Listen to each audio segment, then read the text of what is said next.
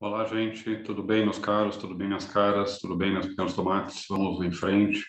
Hoje eu quero conversar um pouquinho com vocês sobre o Locke, talvez, sobre o Berkeley, né? Vamos ver se a gente chega no Berkeley.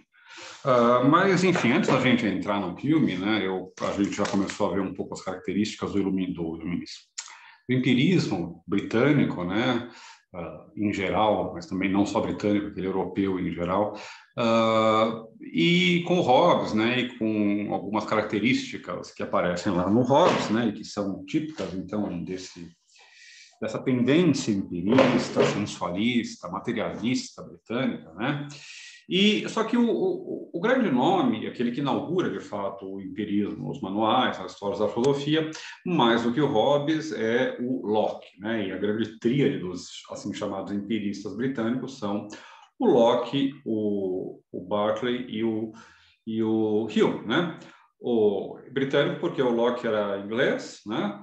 O Hume o Berkeley era irlandês, né? E o Hume, como vocês sabem, era escocês, né? Lá de Edimburgo, né? Enfim, e o Locke, então, é o nome que representa oficialmente, digamos assim, o ponto de partida dessa tradição corrente empirista. É mais do que isso, né? O Locke é um autor que é assim, absurdamente influente, né? Seja para discordar, seja para concordar, de algum jeito, todo mundo lê o Locke, todo mundo está discutindo alguma coisa que apareceu no Locke, que o Locke discutiu, tá? E outra coisa, eu gosto muito do Locke, né? O Locke é um filósofo que as pessoas costumam desprezar, né? Ele faz parte, digamos, dos grandes nomes, mas do segundo time, né? Assim, ele não é, assim, não é um Pelé, um Maradona, um Garrincha, né? Tá mais lá para um Zito, né? Um Zico também, né? Assim, um Éder, um Rivaldo, né? Um bom jogador, né? Mas aquela coisa. Bom, ele é um bom filósofo, mas as pessoas acham que ele é meio bobão, meio rasteiro, né? E assim por diante. De fato, ele não é a pessoa mais brilhante do mundo e não tem nenhuma ideia totalmente nova ou revolucionária dentro da obra do Locke. Mas o fato é que o Locke sistematiza uma série de coisas que estavam, digamos, mais ou menos no ar naquele período na Inglaterra. Ele também fornece, né, assim, ele fornece um modelo daquilo que pode ser o desenvolvimento consequente do empirismo, né? Se você diz que o conhecimento começa pelo conhecimento e deriva basicamente das sensações, você tem que oferecer um retrato completo do que seja o conhecimento, então, como é possível o aumento de conhecimento e também, né, do caráter, da limitação que o nosso conhecimento sofre, né? Vocês se lembram, quando a gente estava discutindo Descartes, que eu falei um pouco da diferença entre aquilo que é um problema propriamente metodológico, né? Dado que existe conhecimento, como atingir a certeza, ou como atingir esse conhecimento, que é o caminho para produzir conhecimento, certo?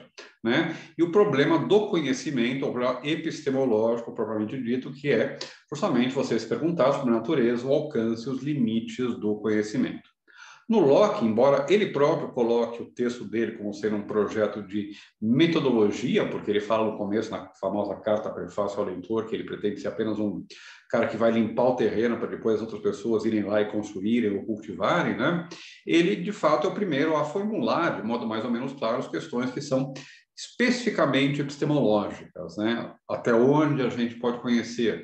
Existe alguma limitação intrínseca ao conhecimento humano, né?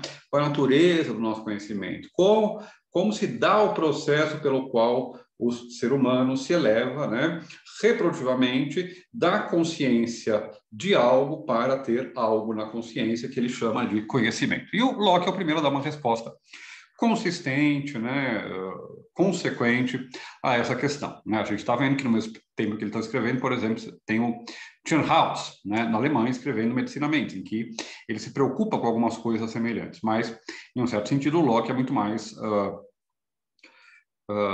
profundo, não profundo, mas, como é que chama? Aquele cara que passa por todas as etapas, que faz muito mais diligente, né, do que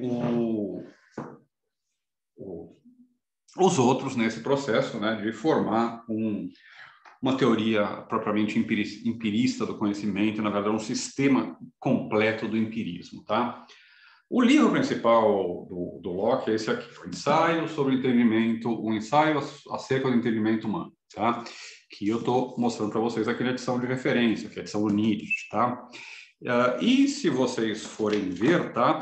Vocês vão ver que as edições brasileiras, em geral, elas são mais fininhas. Só que a edição dos Pensadores, ela tem um lock, mas, na verdade, ó, o ensaio é só isso aqui, né? Então, 2/3 do livro.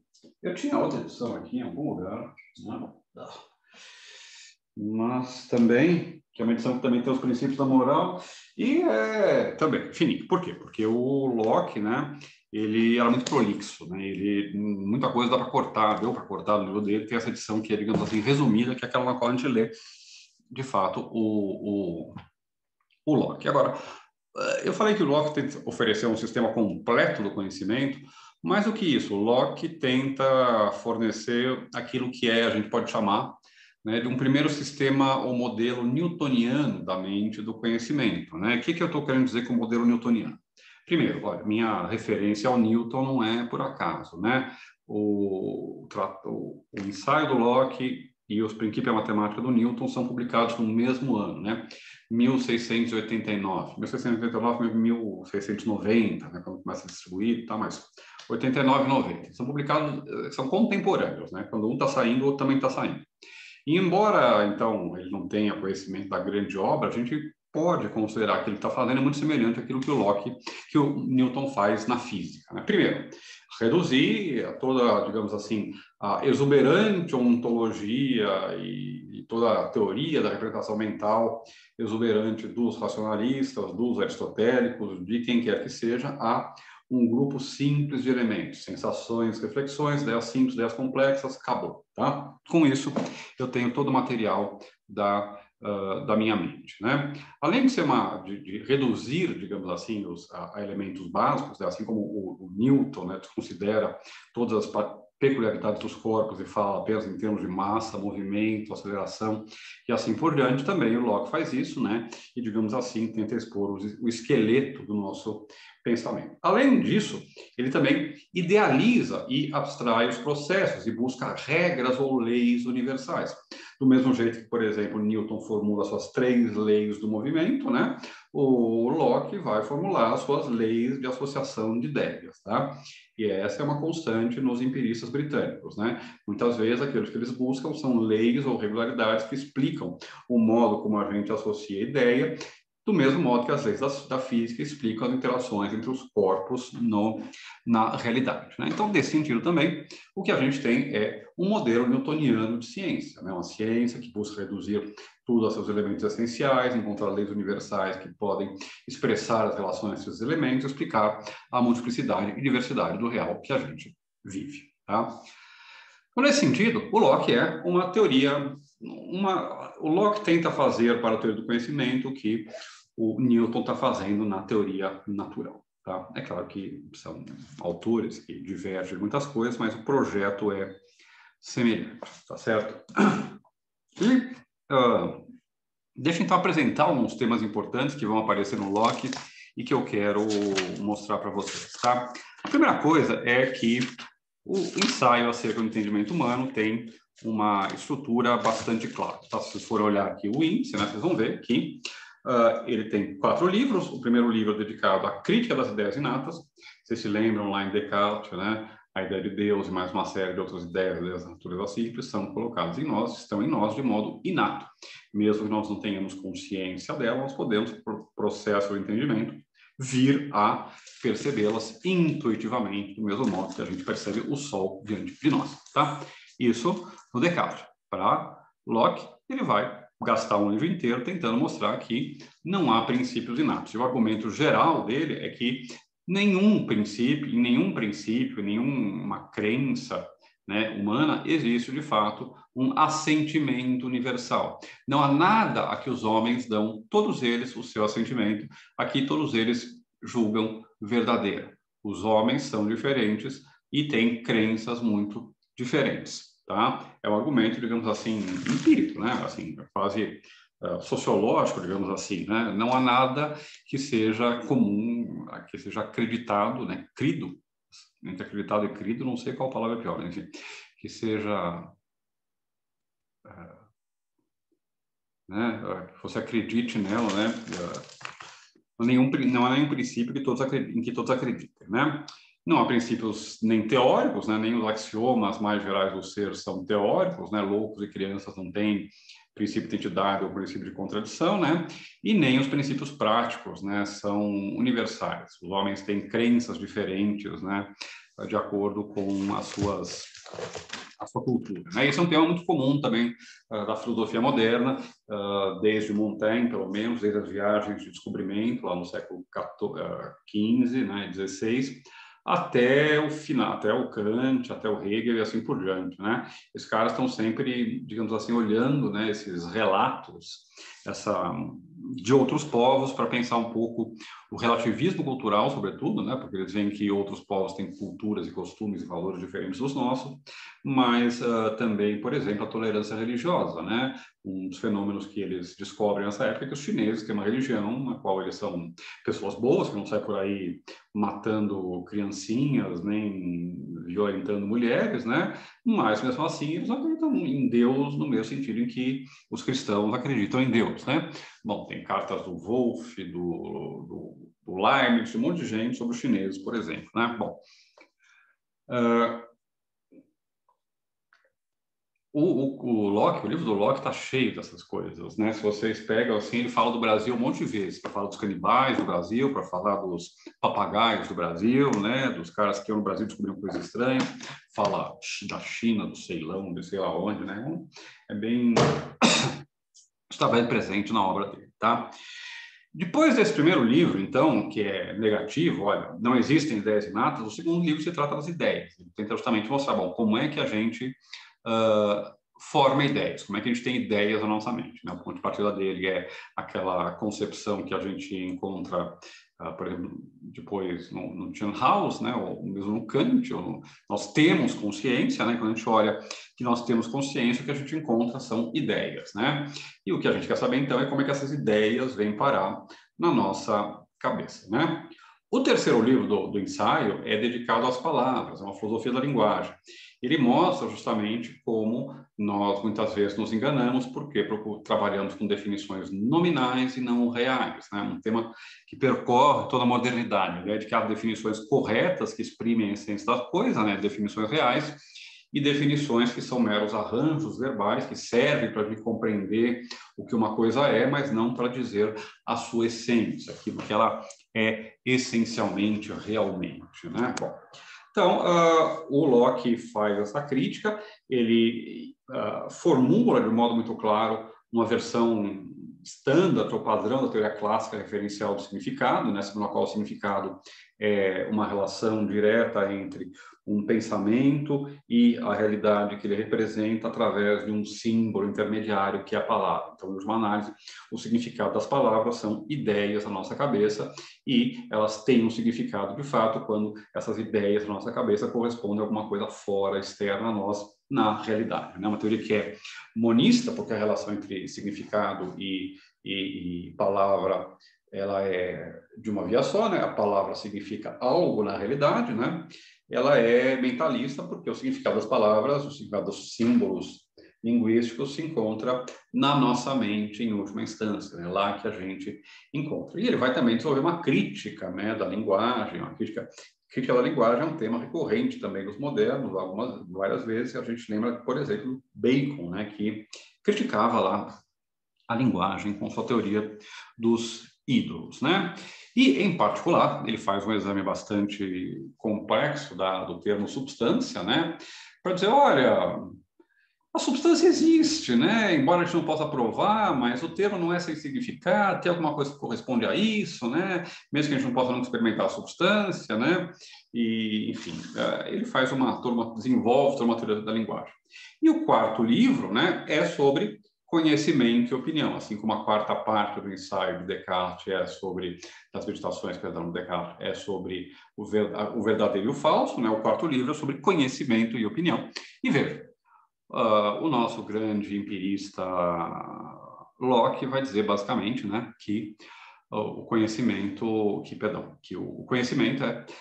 é basicamente conhecimento demonstrativo, que o modelo de conhecimento é o conhecimento matemático, e que tudo que não obedece a esse conhecimento, a esse modelo matemático dedutivo, a partir de princípios primeiros evidentes, não é conhecimento, tá? Então, a gente não tem, de fato, conhecimento ou ciência, com C maiúsculo, do mundo real, do mundo contingente. A gente tem conhecimento com C maiúsculo e real daquilo que é a priori, daquilo que é, de certa forma, independente da experiência, aquilo que tem a ver com relações de ideias, né? E, portanto, ciências demonstrativas são ciências que envolvem a demonstração a partir de conceitos. É claro que vocês que estudaram o Locke, porque leram os 2 ensaios sobre o governo civil em política, né, sabem que, na verdade, ele concebe que a ética e a política, em geral, são elas próprias demonstrativas. Eu tenho axiomas do mesmo jeito que eu tenho axiomas na matemática. Mas, então, o que sobra é basicamente matemática e filosofia política, curiosamente, mas por quê? Porque são ciências demonstrativas calcadas sobre o modelo matemático, né? Então, vejam, o Locke, o grande empirista, compartilha uma noção, uma concepção de conhecimento que é típica dos racionalistas, né?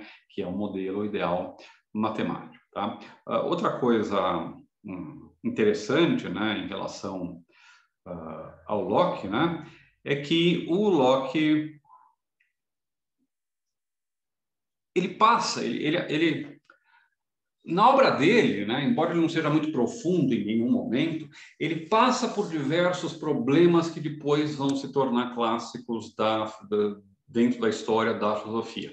Por exemplo, como compatibilizar determinismo, mecanicismo e livre-arbítrio, ou liberdade, né? Por exemplo, qual é a relação entre o corpo e a alma do homem? Por exemplo, o que é que garante a identidade pessoal e faz com que eu, Ernesto, seja eu, Ernesto, e não qualquer outra pessoa, não seja o Ernesto Araújo, o chanceler do nosso governo, né? Uma série de problemas que depois vão se tornar clássicos da filosofia contemporânea, inclusive, aparecem pela primeira vez no Locke, né?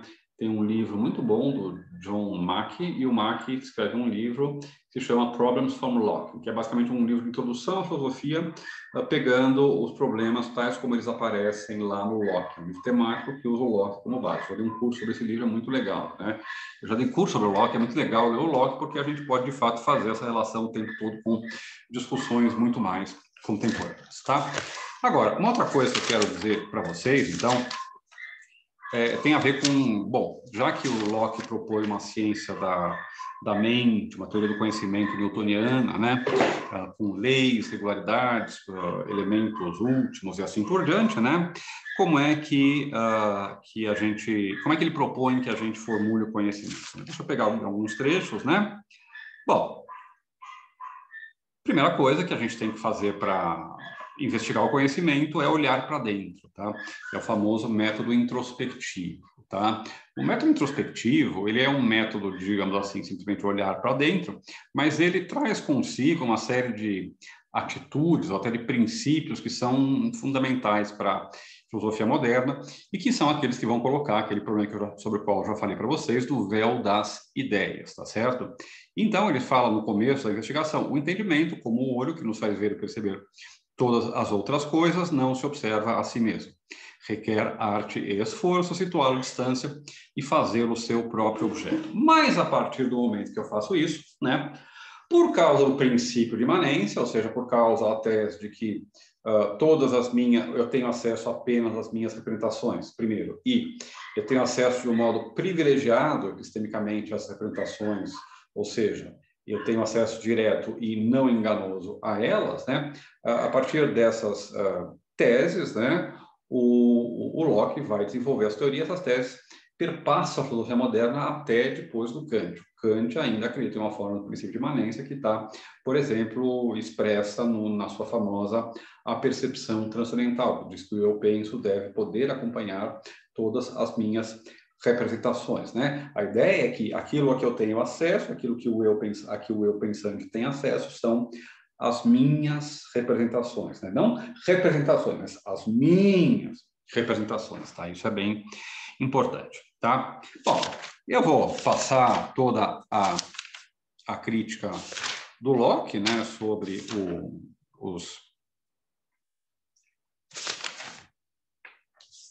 os princípios inatos, né? Vamos deixar tudo isso de lado e vamos já para o segundo livro, que é o das ideias, e que então vai nos colocar diante do conhecimento e do problema do método, tá? E veja, o ponto de partida do Locke é dizer, olha, a gente tem consciência de que pensa. Frase inicial do capítulo 1 do livro 2, todo homem tem consciência de que pensa e de que quando está pensando somente se ocupa de ideias, tá? Nós temos ideias. Bom, e a tese dele, que está expressa no segundo parágrafo, né? O Locke, apesar de ser muito prolixo, ele não enrola quando é para dizer aquilo que acredita, né? Vou ler para vocês. Todas as ideias derivam da sensação ou da reflexão, tá? Então, quais são as ideias? Ou sensação ou reflexão. E vejam, quando Locke diz que não há princípios ou ideias inatos em nossa mente, ele não está dizendo, e isso é comum com todos os empiristas, que nós não tenhamos algo inato em nós. Nós temos pelo menos a faculdade da razão, a faculdade da percepção, da sensibilidade, que são inatas em nós. A capacidade de perceber, imaginar, pensar e assim por diante estão inatamente presentes em nós, tá certo?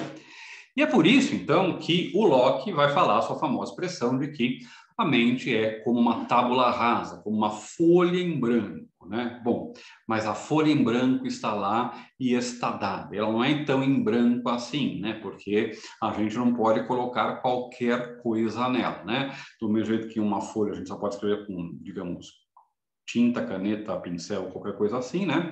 Na nossa mente entram ideias e elas são processadas de um certo jeito pelo nosso entendimento e pela nossa sensibilidade, tá? Então, vejam,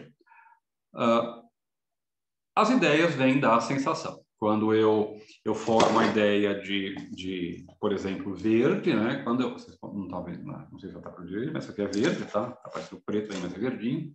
Igual a minha camiseta, que é mais ou menos a mesma cor.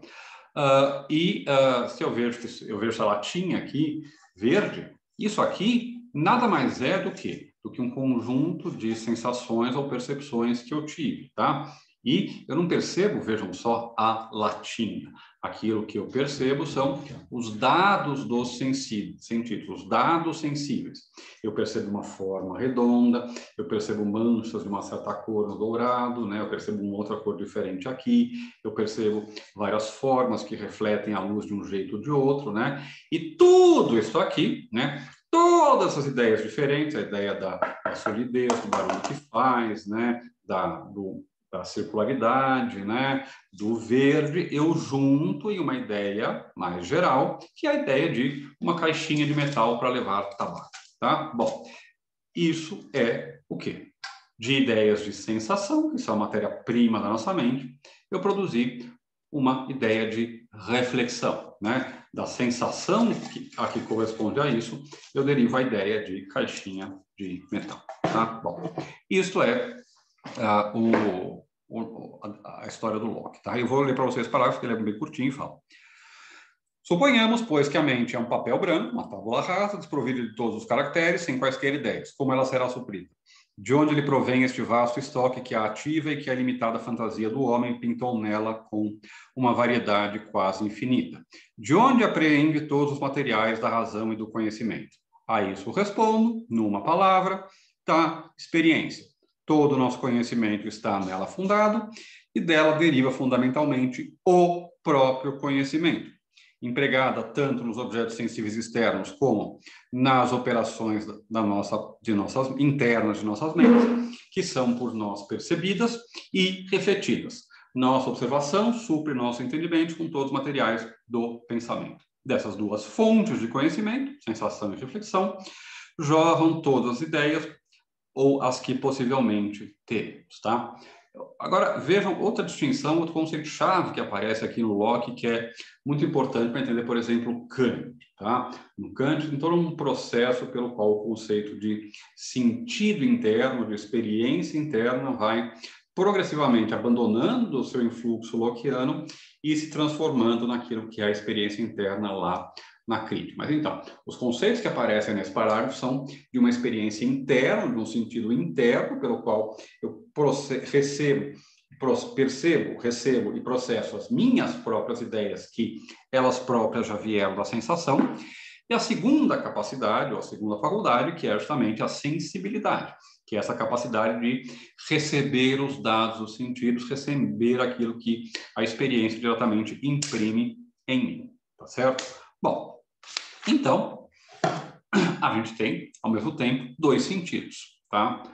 Um sentido com vários sentidos dentro, que é o sentido externo, né, que inclui tato, visão, audição, blá, blá, blá, e o sentido interno. Do mesmo jeito que o sentido externo me permite ver e perceber objetos externos, o sentido interno me permite ver e perceber e conceber os movimentos e o conteúdo da minha própria mente, tá?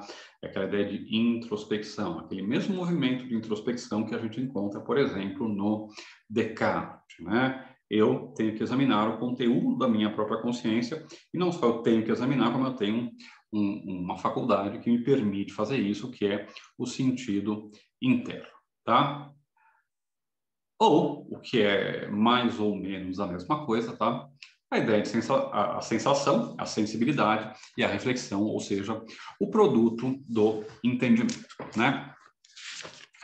E ele vai desenvolver sua teoria basicamente dizendo, então, que a gente recebe primeiro ideias simples, tá?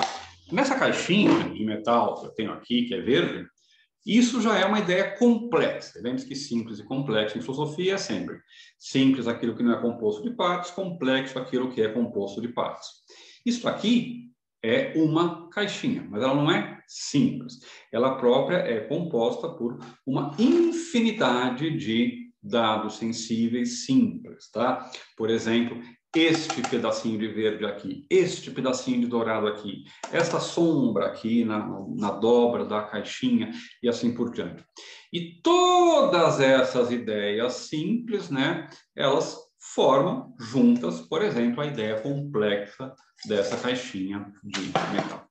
Um problema muito grave que a gente tem quando a gente começa a usar esse tipo de linguagem que o Locke usa é a gente se perguntar, bom, mas o que é o simples, né? Por exemplo, quando eu percebo uma cor, um pedaço de uma cor, uma superfície que tem uma certa cor, como por exemplo este verde ou este verde, qual é o simples na minha percepção? É, digamos, o menor pedaço de verde homogêneo que eu vejo? É, digamos, o menor pedaço que eu possa dividir no meu campo de visão do verde, que se eu dividir depois eu não consigo nem mais enxergar e ele desaparece? É isso o simples que corresponde ao simples de nossas ideias, né? Ou será que o simples é aquilo, as qualidades subatômicas que estão por trás disso que aparece para mim, né? Uma outra discussão muito importante no Locke, né, é a discussão entre qualidades primárias e qualidades secundárias. Ele é o primeiro a explorar de modo radical, né, e consequente essa distinção, né? Bom, e em seguida o que ele faz é uma classificação, então, uma explicação de como essas ideias se combinam, né? Tem ideias que vêm de um único sentido, ideias que vêm de mais sentido, ideias apenas de reflexão, ideias mistas de sensação e reflexão. E ele vai começar a tentar explicar, então, de onde é que nós obtemos nossas principais ideias. Ideias de solidez, de número, de movimento, de substância, né? E assim por diante. E, basicamente, sempre o lugar em que a gente encontra justificativa dos nossos conceitos, né? É na experiência. Por exemplo, eu imagino a bondade de Deus a partir da bondade particular que eu vejo em casos particulares. Eu imagino uma sequência infinita de uma linha ou de uma reta em matemática, por exemplo, imaginando espaços finitos que eu multiplico, né, infinitamente. Bom, aqui a gente vai ter um problema, tá? Uma briga entre o Locke e os empiristas em geral e os chamados racionalistas, né? Porque para os racionalistas eu tenho em mim uma ideia que é, por exemplo, infinita, ela própria não pode ter sido produzida por mim, que sou finito, né? Enquanto para os empiristas isso não vai ser um problema, né? Mas o fato é que o Locke examina todas as ideias centrais para a metafísica do século XVIII, mostrando que ou eu posso formar elas a partir de ideias de sensação, ou, quando não posso fazer isso, elas simplesmente não têm sentido e devem ser abandonadas. O caso problemático é o caso da substância, porque a substância, ao mesmo tempo que eu não posso conferir ela na realidade, ela tem que ser pressuposta, né, para dar sentido ao fato de que as coisas permanecem na realidade. Ok? Bom, eu não vou, né, me estender muito mais que isso. A gente não vai estudar o Locke, né? Mas eu quero só apontar, para finalizar, um probleminha, né, que a gente tem no Locke, né? E que o Hobbes talvez tivesse percebido de um modo um pouco mais claro. É o fato de que, se a gente é consistentemente empirista e materialista e sensualista em teoria do conhecimento, isso nos obriga, talvez, a aceitar uma forma bastante radical de nominalismo, né? Isto é, a ideia de que as palavras não correspondem, de fato, a nada na realidade e que elas simplesmente são recortes convencionais, arbitrários, que a gente escolhe para falar de certos objetos sem ter qualquer tipo de relação direta com eles, né? Ou seja, nossa linguagem, sendo arbitrária e convencional, não pode jamais nos revelar a estrutura última das coisas, né? Porque a gente precisaria de um paralelismo, de uma garantia de paralelismo entre as duas que não é dada, né? E o Berkeley, no seu tratado sobre o conhecimento humano, né, que a gente não vai estudar, mas vocês devem ler, né, onde ele defende uma versão tão radical de empirismo que ele abandona a experiência, a gente fica só com a percepção e, portanto, ele conclui que a única coisa que existe são espíritos e que a gente tem que aceitar um idealismo radical, né, onde a única realidade existente é a realidade espiritual, né, mental nossa, espiritual dos outros seres, né, mas a famosa crítica do Berkeley é dizer, olha, quando eu formo ideias a partir de reflexão, a partir dessa sensação, não há nada que corresponda a elas na realidade, né? Então, por exemplo, o caso que o Berkeley examina é o caso do triângulo em geral, né? O Berkeley fala, o Locke vai dizer, olha, como é que eu formo a ideia de triângulo? Bom, eu vejo um triângulo que é assim, outro que é maior, né? Eu vejo muitos triângulos diferentes e eu formo a ideia de um triângulo em geral. E o Berkeley vai dizer, não tem sentido isso. Por quê?